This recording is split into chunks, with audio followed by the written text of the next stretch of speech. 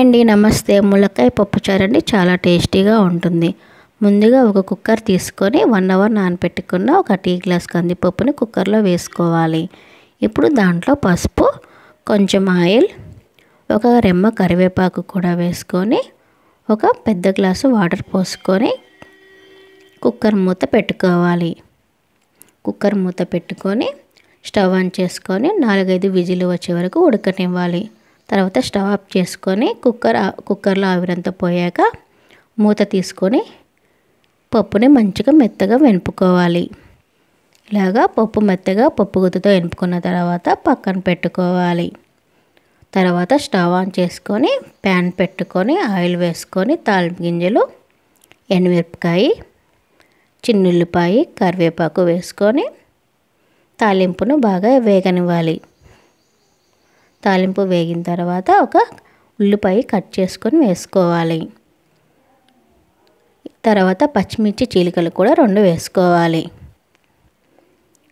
ఇలా తాలింపులో ఉల్లిపాయలు బాగా వేగిన తర్వాత ఒక టమాటా కూడా వేసుకోవాలి. టమాటా కూడా బాగా కలుపుకొని కొంచెం మెత్తబడే టైంలో ఉప్పు, కొంచెం పసుపు కూడా వేసుకొని బాగా కలుపుకోవాలి. ఇలాగ కలుపుకున్న తర్వాత ముందుగా కట్ చేసి పెట్టుకున్న ములక్కాయ, క్యారెట్ ముక్కలు కూడా వేసుకోవాలి.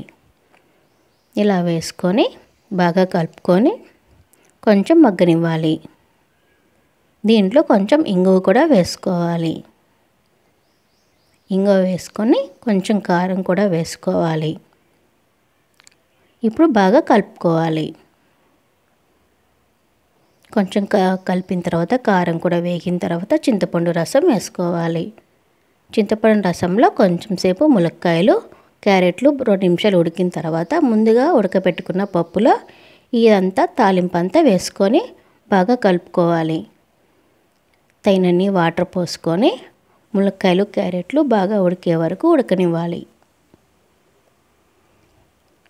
ఇలాగా బాగా కలుపుకొని 2 నిమిషాలు ఉడికిన తర్వాత కొంచెం సాంబార్ పొడి కూడా వేసుకుంటే బాగుంటుంది.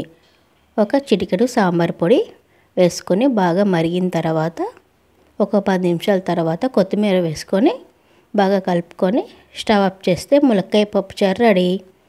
ఈ వీడియో మీకు నచ్చితే లైక్ చేయండి, షేర్ చేయండి, సబ్స్క్రైబ్ చేయండి. Thank you for watching. Bye.